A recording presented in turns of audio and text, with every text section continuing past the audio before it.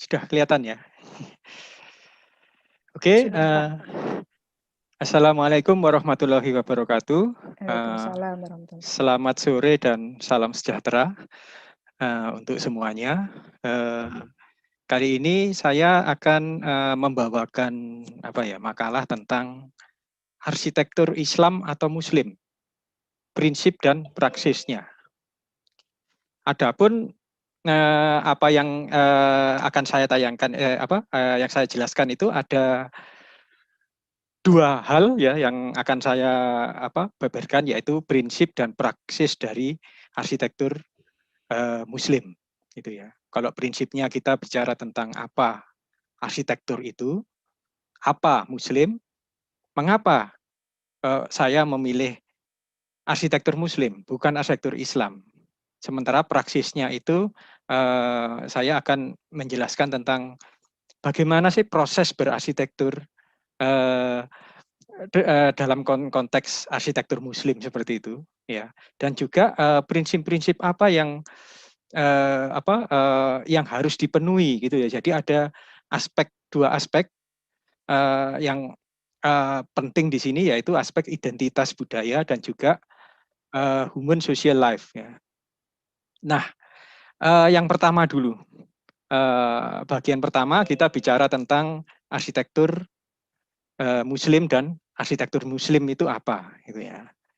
Nah, kita tentunya di sini saya menekankan pada konteks apa arsitektur itu secara terintegrasi, gitu ya. Di mana arsitektur itu di sini bisa didudukkan sebagai ilmu perancangan lingkungan binaan yang terdiri satu kesatuan dari sesuatu yang wujud fisik, ya, struktur, ya, yang tertata, dan juga di balik fisik itu ada sistemnya yang saling terjalin, sehingga cakupannya itu juga ada wujud visual dan di baliknya ada makna dan hakikat, gitu ya. Dan di sini arsitektur kita lihat itu sebagai sesuatu yang entitas yang tidak lepas dan mandiri, tetapi ternyata sangat berkaitan sekali dengan lingkungan binaan dan lingkungan alam yang ada di sekitarnya, termasuk juga lingkungan masyarakat, gitu ya, dan manusianya, ya, baik manusia yang pengguna dari arsitektur itu maupun masyarakat di sekitarnya. Sehingga di sini bisa kita lihat bagaimana prinsip arsitektur yang terintegrasi itu, ya, setidaknya itu harus memberikan kontribusi kepada manusia dan alam, ya, memanusiakan manusia tapi juga selaras serasi dengan alam, ya.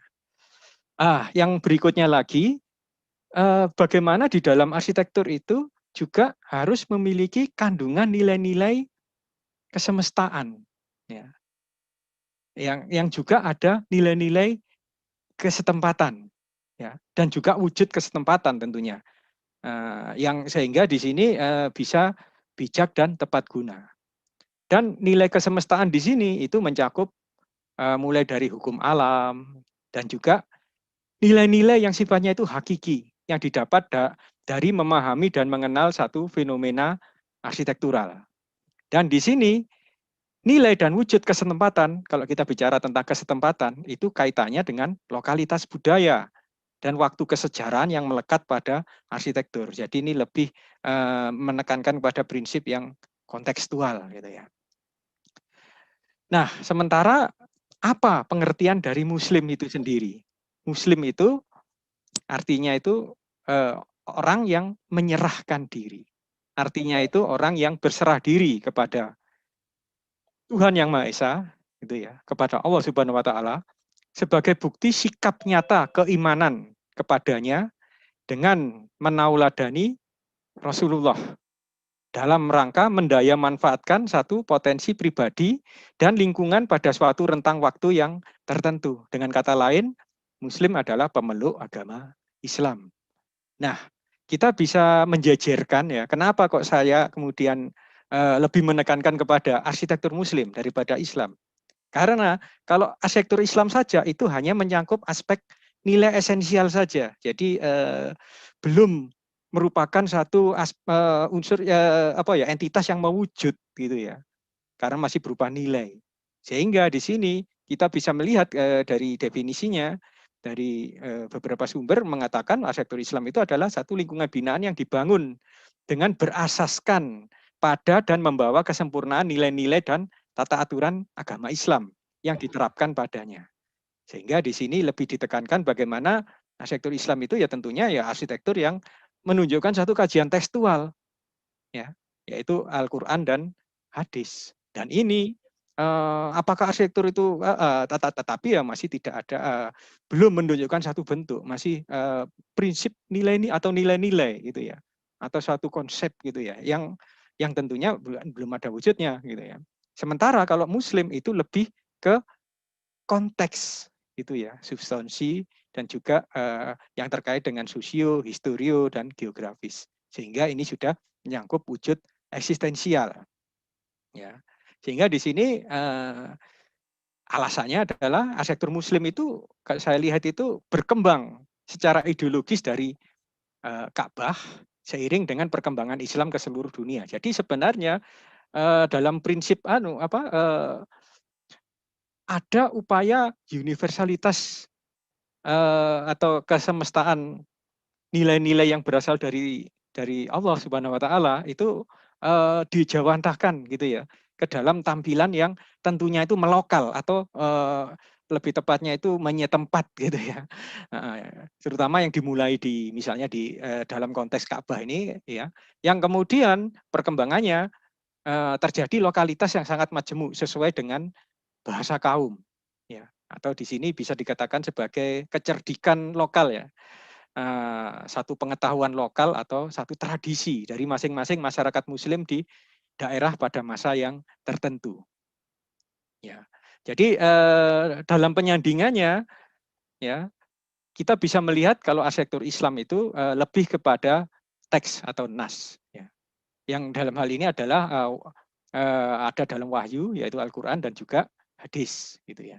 Sementara arsitektur Muslim itu lebih melihat kepada konteks yang mencakup budaya, iklim, geografi, gitu ya. Sementara ada penamaan yang lain di samping arsitektur Islam juga arsitektur Muslim, yaitu arsitektur Islami yang menunjukkan karakter atau sifat yang berupa nilai, asas atau prinsip, gitu ya. Nah, sehingga dari sini kita bisa melihat bahwa kalau arsitektur Islam itu hanya menunjukkan nilai esensial saja, sehingga sifatnya itu abstrak, ya, tanpa bisa menunjukkan wujud eksistensial arsitekturalnya. Jadi bisa kita lihat misalnya ada satu nilai-nilai ya, mukjizat ilahiyah gitu ya, yang sifatnya itu universal gitu ya, itu masih berwujud nilai-nilai saja, belum belum mengejawantah ke dalam satu ranah setempat gitu ya. Sementara kalau Muslim itu menunjukkan bagaimana keterpaduan antara wujud eksistensial dengan nilai esensial gitu ya. Sehingga keduanya merupakan satu kesatuan yang manunggal. Di mana di sini kita bisa melihat ada prinsip kesetempatan ya. Ya, di mana ya, prinsip kesemestaan ini berarti kan sesuatu yang nilai-nilai semesta yang sudah mewujud, yang dari situ itu juga memiliki apa ya kemampuan untuk mendunia atau menjagat gitu ya. Ya, itu. Sementara sektor Islami itu menunjukkan keterpaduan antara nilai hukum universal Islam sekaligus nilai tradisi setempat di mana keduanya mengejawantah dalam wujud arsitektur. Jadi di sini Islam itu terkait dengan sesuatu yang sifatnya singular gitu ya, sesuatu yang sifatnya itu apa? Tunggal gitu ya. Sementara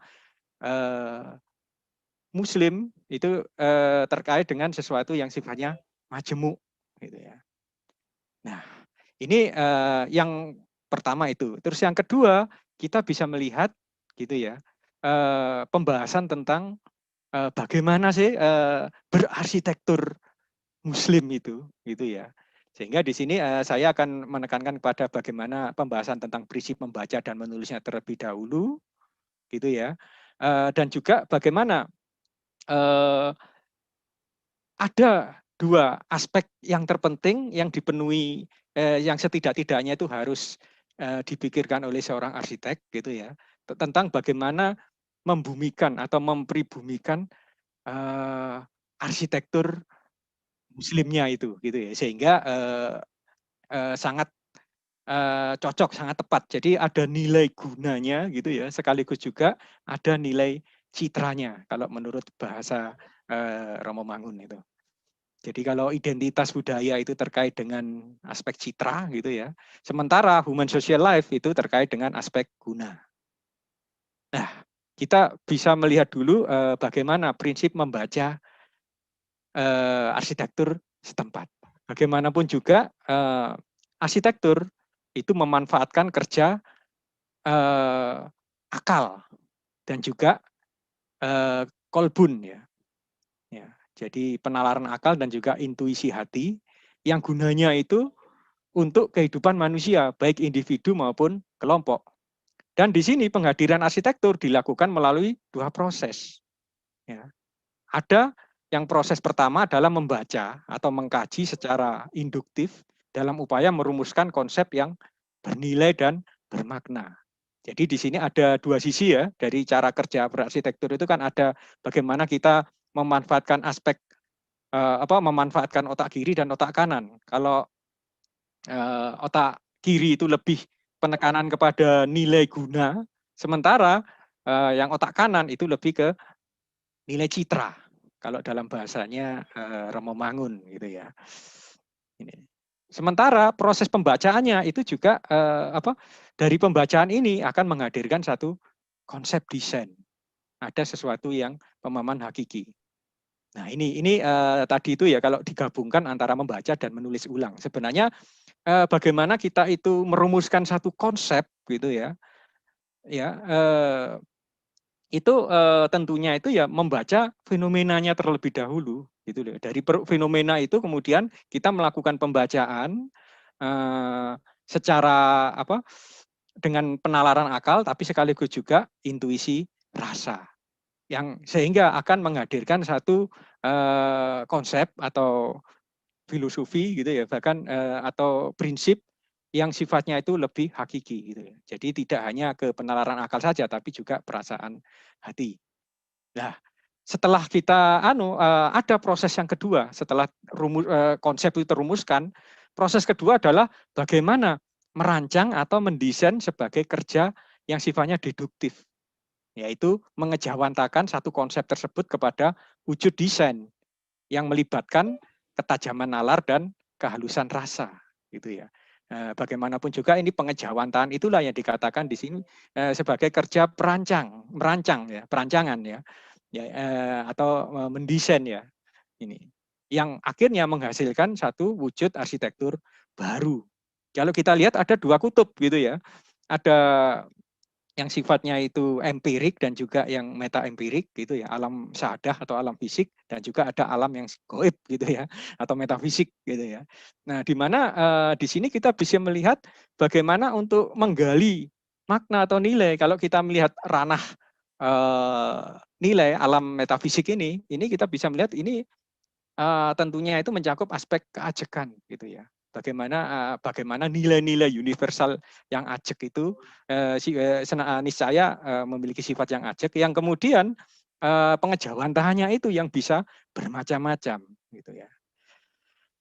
Nah, sementara kita bisa melihat ini ada dua proses yang harus dilalui dalam berarsitektur sehingga arsitektur tersebut itu bisa sah dikatakan sebagai arsitektur muslim gitu ya. Yang pertama itu adalah arsitektur sebagai identitas budaya gitu ya. Jadi kita bisa melihat di sini bagaimana di sini kita melihat ada dua kutub ya. Yang pertama itu agama Islam dan juga yang kedua adalah kutub budaya setempat. Kalau agama Islami mencakup jaringan aturan, sementara budaya setempat itu ada beberapa proses perubahan, gitu ya. Di mana di sini bagaimana di agama Islam, gitu ya, nilai-nilai Islam, ya, itu harus terjawantahkan atau termanifestasikan di dalam wujud setempat. Gitu ya. Jadi bagaimanapun juga sebenarnya ini adalah satu proses penciptaan atau perumusan simbol dari tradisi setempat. Jadi prinsipnya seperti itu, gitu ya. Bagaimana arsitektur itu juga harus dalam prinsip identitas budaya, gitu kan. Itu menunjukkan aspek simbol tradisi setempat. Di mana di sini budaya Muslim setempat terkandung pola pikir dan pola pandang masyarakatnya, masyarakat setempat yang tentunya terjaga di dalam tradisi itu. Dan tradisi masyarakat ini tercitra atau terwujudkan dan ternyatakan ke dalam simbol yang melekat pada wujud arsitekturalnya. Jadi di sini ada akomodasi sebenarnya dari agama Islam yang berupa nilai-nilai gitu ya atas tradisi budaya Muslim setempat. Sehingga di sini nilai Islam itu menghadirkan atau harus mengejawantahkan identitas budaya Muslim setempat. Yang tentunya ini tidak hanya berlaku di Indonesia atau di Nusantara saja, tapi juga di berbagai aspek kalau memang ingin menerapkan prinsip arsitektur Muslim. Gitu ya. Nah, contohnya ini adalah ini, bagaimana Ka'bah yang awalnya itu adalah dijadikan titik rujukan ya ini ya, yang dijadikan satu masjid yang paling utama ya, Masjidil Haram ya, yang ada Ka'bahnya itu, yang awalnya adalah seperti ini gitu ya. Sebenarnya pada awal ini sebenarnya sudah menunjukkan bagaimana pola pikir dan pola pandang secara kultural ya dari masyarakat Arab pada saat itu ya. Sudah mewujud pada tampilan yang ini. Sebenarnya wujud ini munculnya itu ya dari tradisi, bukan yang merupakan pengejawantahan dari nilai-nilai Islam gitu ya. Jadi bukan nilai-nilai Islamnya sendiri gitu ya. Dan ini mengalami satu proses perkembangan yang sebelah kanannya itu. Nah itu menunjukkan bagaimana dalam melihat konteks ruang waktu itu ya akan senantiasa arsitektur itu mengalami satu perkembangan. Ini contoh Masjid Nabawi ya, Masjid Nabi yang pada awalnya dan yang sekarang gitu ya. Tentunya tetap bagaimana memperhatikan ya bagaimana di sini menunjukkan bagaimana nilai-nilai Islam itu juga diejawantahkan di dalam arsitektur yang setempat itu. Dan ini ada contoh-contoh ya, ini Masjidil Aqsa ya. Ada juga masjid di Timur Tengah dan Mesir gitu ya, yang umumnya itu punya karakter kesempatan yang mempertahankan pola-pola hypostyle. Ini yang di Afrika ya, yang di Mali terutama ya, yang mengacu pada tradisi Afrika, yaitu dengan bahan tanah liat yang tentunya dengan proses membangun yang sangat mengedepankan prinsip kesempatan. Ini juga di India gitu ya, yang coraknya pasti terkait dengan pola pikir dan pola pandang masyarakat yang ada di sana, masyarakat Muslim yang ada di India. Di Cina juga demikian, gitu ya. Di Persia juga, ya, di Turki, ya, yang juga bagaimanapun, walaupun menunjukkan ini, Turki juga karena perkembangan peradaban Turki itu di era Helenisme ya, sehingga pengaruh Romawi, Bizantium itu juga menerpa juga peradaban Turki sehingga tampilannya pun juga ada pengaruh-pengaruh itu yang kemudian mewujud pada tampilan arsitekturalnya yang tersendiri yang tentunya berbeda dengan Romawi dan Bizantium. Sementara juga di Nusantara juga seperti itu. Misalnya masjid ini ya di Pelosok Kuning Jogja ya. Ada karakter unik. Kenapa bentuknya tajuk? Dan tajuk itu kita bisa melihat itu simbolisasi apa sebenarnya. Gitu ya. Yang maknanya apa sih? Simbol tajuk itu sebenarnya memaknai tampilan kan biasanya atap tajuk itu kan ditopang oleh 4 tiang misalnya ya. Dan 4 tiang tadi itu tentunya ada sebenarnya yang bagian atasnya ya dari Soko Guru 4 tiang itu adalah 4 yang kemudian memuncak di satu titik yang ada di atas. Seolah-olah di situ itu menopang kolom yang ada di tengah gitu ya, yang sampai ke atas. Kita bisa melihat itu. Nah, itu kan bisa menunjukkan bahwa itu adalah simbolisasi misalnya sedulur papat limo pancer atau konsep moncopat misalnya. Nah, ini yang bagaimana nilai-nilai luhur yang terkait dengan spiritualitas dan sebagainya gitu ya. Itu juga terjawantahkan pada tampilan yang setempat yaitu atap tajuk gitu ya. Itu bagaimana itu langkahnya seperti itu. Jadi Pak Puji, Nun Ya. sewu, 9 Ya. menit lagi. Oke, ya. Ya. Terima kasih. Nah, sementara, ini bagaimana dengan arsitektur yang terkait dengan human social life? Ya. Kalau yang tadi itu arsitektur sebagai identitas budaya, itu bisa melihat bahwa arsitektur itu tentunya terkait dengan aspek, kalau dalam bahasanya Romo Mangun itu citra gitu ya, aspek citra. Karena ini sebenarnya prinsip ini gitu ya, ini saya pelajari dari konsepsi pribumisasinya Gus Dur sebenarnya. Dan kita bisa melihat bahwa Gus Dur itu juga sahabat dekatnya Romo Mangun gitu ya. Jadi sedikit banyak ternyata juga ada titik temu di sini gitu ya. Dari aspek guna citra itu yang di mana Gus Dur kalau menekankan kepada aspek guna itu lebih ke human social life gitu ya. Sementara aspek citra itu lebih ke identitas kultural tadi itu, gitu ya. Jadi di sini kita bisa melihat bahwa dalam human social life ini menunjukkan aspek kalau di dalam kasanah pesantren atau keislaman itu adalah maqasid syariah, gitu ya. Jadi dasar dari maqasid syariah itu adalah tercapainya tujuan utama ajaran keagamaan. Jadi maqasid sendiri itu memiliki arti maksud atau tujuan, gitu ya. Di mana arsitektur itu ya setidaknya itu harus memiliki pencapaian-pencapaian tujuan utama ajaran keagamaan yang bisa dipahami dan diamalkan oleh masyarakat setempat. Sehingga di sini kita bisa melihat bahwa ada akomodasi tradisi oleh fikih. Ya. Jadi dimensi fikih itu adalah ilmu hukum Islam gitu ya. Itu sebagai satu subjek utama yang menjadi acuan gitu loh ya, acuan dalam bagaimana mendesain masjid itu ya. Jadi pengembangan aplikasi nas dalam kerangka kontekstualisasi Islam. Jadi sebenarnya ini juga ada upaya adalah untuk pembaruan atau juga ijtihad gitu ya. Kalau dulu itu masjid misalnya nggak ada serambinya gitu ya, itu sekarang ternyata ada serambi gitu loh ya. Nah, ya tentunya ini juga ada kaitannya. Apakah boleh ada serambi? Lah itu kan merupakan satu pembaharuan gitu ya. Jadi sebenarnya prinsip aplikasi nas dalam kontekstualisasi Islam itu ya seperti konsep bagaimana kita itu mengembangkan nilai-nilai atau nas yang ada yang terkait dengan Islam gitu ya. Atau prinsip-prinsip hukum Islam gitu ya. Itu yang yang tentunya mengakomodasi, ada dialog dengan tradisi setempat.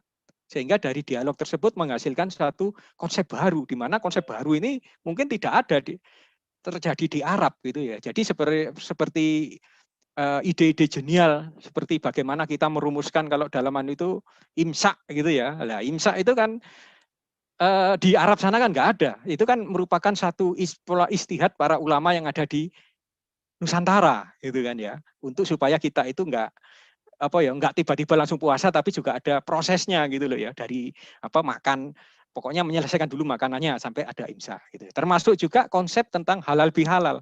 Orang Arab kalau ditanyai apa itu artinya halal bihalal, nggak bakalan tahu gitu ya. Apa itu halal bihalal? Ya karena ya memang konsepnya itu ya memang berangkat dari fikih yang sifatnya universal, tetapi ini dengan dialog dengan prinsip lokal itu akan menghadirkan satu pemahaman baru. Dan ini yang juga nantinya itu bisa terrealisasikan dalam proses perancangan masjid, gitu ya. Jadi tujuannya itu adalah untuk mencapai kehidupan yang sifatnya manusiawi. Jadi kontekstualisasi itu lebih kepada bagaimana agama Islam itu digerakkan demi memanusiawikan kehidupan sosial. Di mana di sini ada pengembangan aplikasi nas, tidak mengubah ketentuan nas itu. Jadi artinya pemaknaan atau apa gitu dari satu ayat-ayat Al-Quran atau apa gitu ya, pemaknaannya itu tidak berubah, tetapi ya perlu dikembangkan, hanya mengubah pemahaman berdasarkan perubahan konteks kehidupan yang ada di lokalitas masing-masing gitu ya. Nah, makanya itu yang menjadikan bagaimana terapan kalau di sini ini proses mendesain masjidnya itu tentunya berbeda dengan yang ada di India, dengan yang di Timur Tengah gitu ya, bahkan yang ada di Eropa sekarang. Ini adalah satu contoh bagaimana dalam proses pembangunan sektor masjid gitu ya, terkait dengan prinsip pengembangannya. Dulu masjid itu memang hanya untuk ibadah ritual saja gitu ya. Tetapi dalam proses pengembangannya masjid itu juga merupakan satu proses merupakan suatu pusat peradaban juga ya.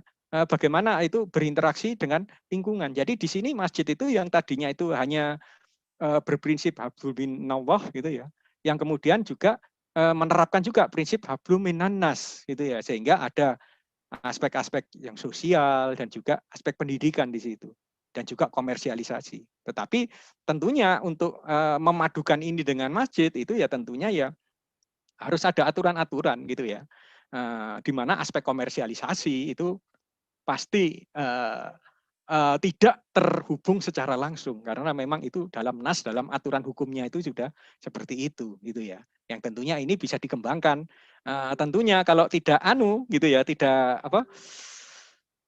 dalam pengembangannya yang tadinya itu kemudian muncul serambi tadi untuk kegiatan-kegiatan yang di luar sesuatu yang ritual tadi gitu ya, itu aspek sosial dan pendidikan itu dilakukan di serambi gitu ya. Yang pengembangannya itu justru kalau serambi kurang akhirnya ya dibuat katakanlah bangunan atau masa bangunan yang ada di sebelahnya yang menampung kegiatan sosial dan juga pendidikan. Jadi itu sebenarnya pengembangan dari hukum Islam gitu ya dalam misalnya pembuatan masjid ya dan pengembangannya yang terkait dengan konteks perkembangan peradaban gitu ya, itu akan mengalami satu proses perubahan. Jadi dua prinsip itu yang sebenarnya harus ditekankan gitu ya. Sehingga ini yang terakhir ya, penutupnya ini gitu ya.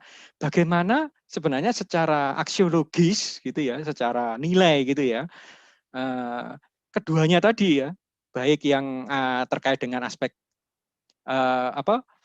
identitas budaya dan juga terkait dengan maqasid syariah tadi itu juga harus arsitekturnya itu harus menumbuh kembangkan potensi manusia dan alam ke arah yang lebih baik, mengukuhkan identitas yang sifatnya individual, identitas yang unik lah ya istilahnya. Tapi sekaligus juga melayani kepentingan yang sifatnya sosial gitu ya.